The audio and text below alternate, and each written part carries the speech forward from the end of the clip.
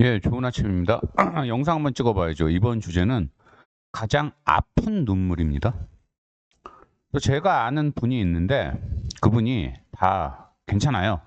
뭐 잘 먹고 잘 살고 경력도 좋고 스펙도 좋은데 콜라를 무지무지 좋아해요. 콜라를 어느 정도 좋아하냐면요. 그 콜라 작은 것도 아니고 뚱뚱한 콜라 있잖아요. 340ml인가? 좀 큰 거. 한 번에 다 먹기 약간 부담스러운데 그거를 하루에 제가 알기로 그분이 5개 이상 먹어요.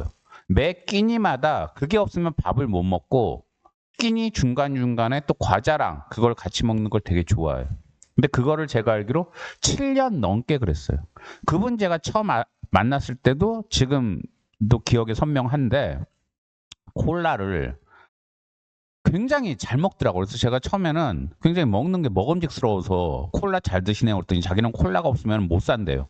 그랬는데 나중에 자기 딴에는 제로 콜라, 건강을 위한다고 제로 콜라로 좀 돌렸다가 제로 콜라는 오리지널 콜라의 맛이 안 난다고 다시 원상복구를 하더라고요.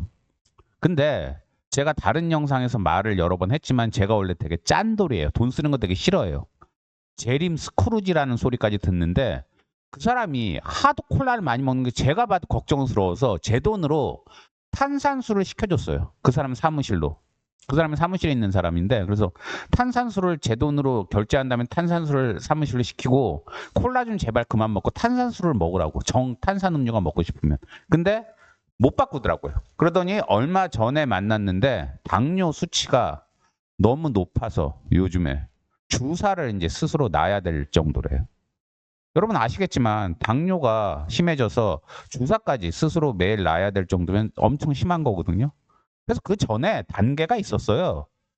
당뇨 위험 단계. 아직 당뇨는 아니지만 당뇨로 갈 수도 있다. 그리고 당뇨가 됐다. 약을 먹어야 된다. 이런 얘기들을 의사한테 누차 들었는데 의사들이 뭐라고 그랬겠어요. 당연히 식생활 조심하고 먹는 거 조심하라고. 근데 의사한테는 자기가 콜라 좋아한다는 얘기를 일부러 안 했더라고요. 콜라 좋아한다 그러면 끊으라고 할까 봐. 그리고 당뇨 관련되는 걱정을 하면서도 계속 콜라는 먹었어요. 그러다가 이제 주사제까지 놔야 되는 정도가 되니까 이 사람이 이제 와서 후회를 해요.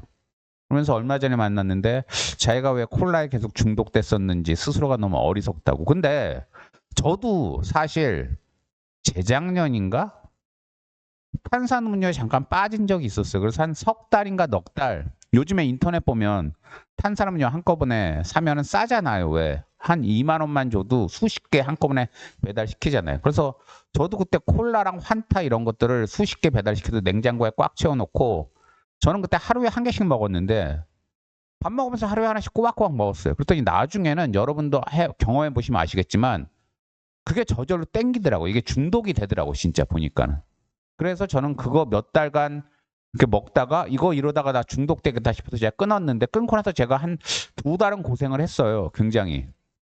그게 생각나서. 하지만 2달 정도 참으니까 이제 생각이 안 나더라고. 그래서 그냥 이제 보통 때처럼 냉수 먹고 이제 이래서 단 거 가급적 안 먹고 저도 이제 당뇨가 걱정되니까 그러는데 그 사람은 이제 결국은 당뇨로 갈 때까지 콜라를 못 끊은 거예요. 그리고 또 제가 아는 분은 분명히 지금처럼 계속해서 방탕하게 여자 관계 함부로 여자 만나고 유흥업소 다니면 마누라가 자기를 버릴 거라는 걸 알면서도 계속 그 짓을 했어요. 마누라가 몇 번 용서를 해줬는데.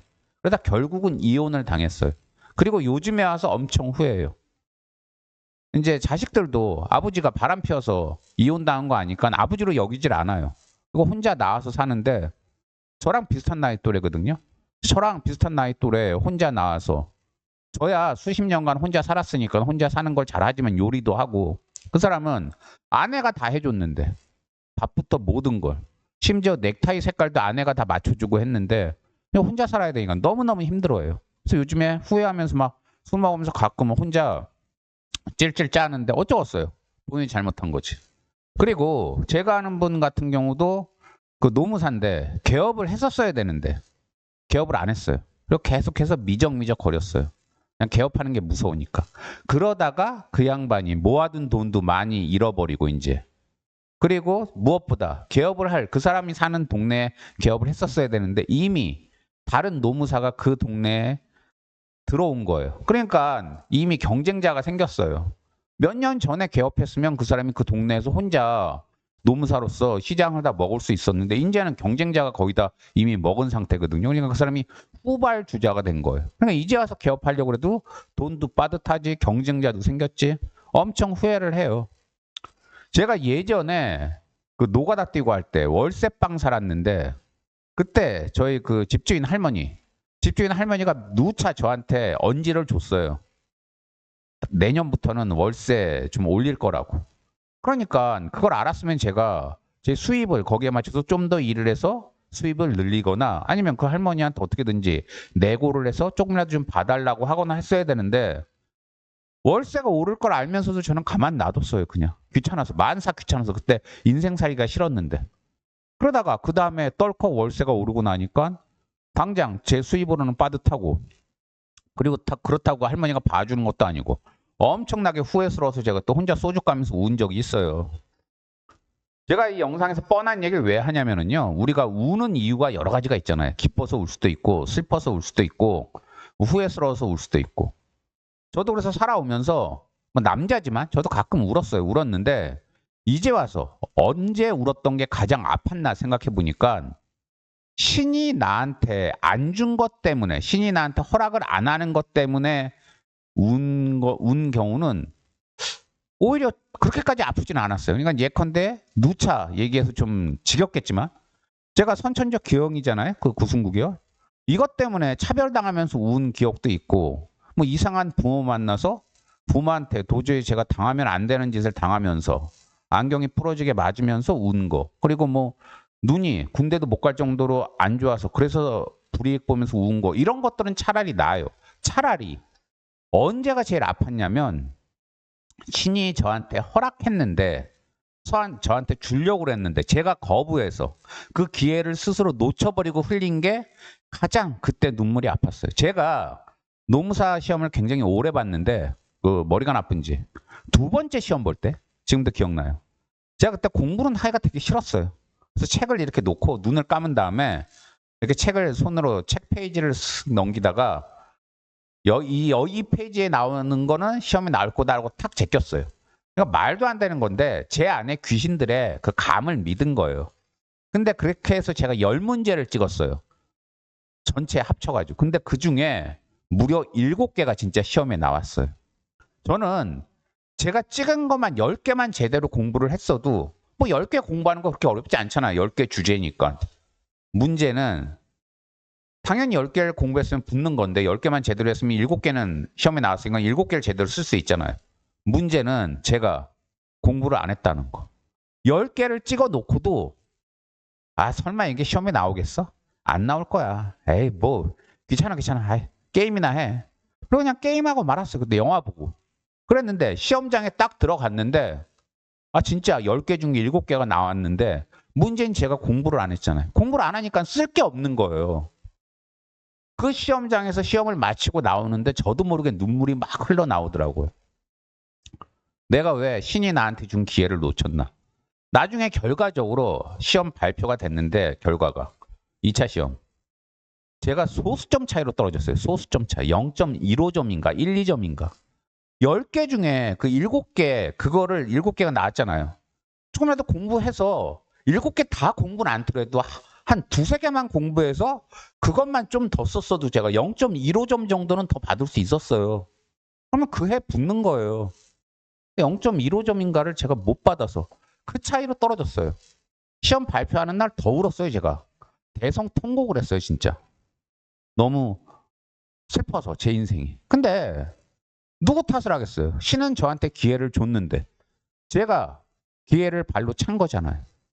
제가 아는 어떤 분도 그냥 세상이 무섭다고 젊어서 취업했다가 상사한테 직장 내 괴롭힘 당하고 그냥 세상이 무섭다고 회사 그만두고 부모 밑으로 들어가서 그 칸가루 가족이라고 그러나요, 요즘에?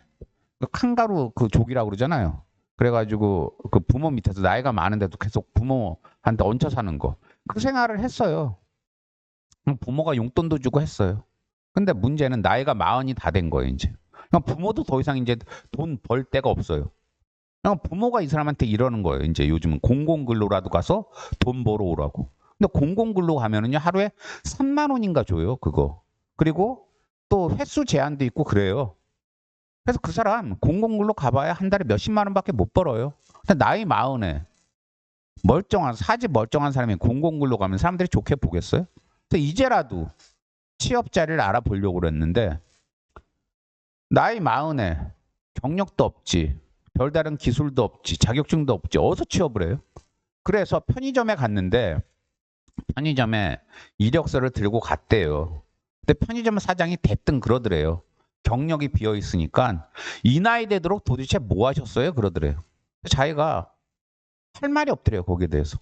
자기가 20대 후반에 직장 상사 괴롭히는 게 무섭다고 회사 그만두고 부모 밑으로 들어와서 10년 넘게 부모한테 얹혀 살았는데 본인 선택이잖아요. 그 누구 잘못도 아니잖아요. 물론 직장 내 괴롭힘을 한 직장 그 상사가 조금 책임은 있지만 그렇다고 10여 년을 세상에 등 돌리고 동굴 속에 산 본인의 책임은 없습니까?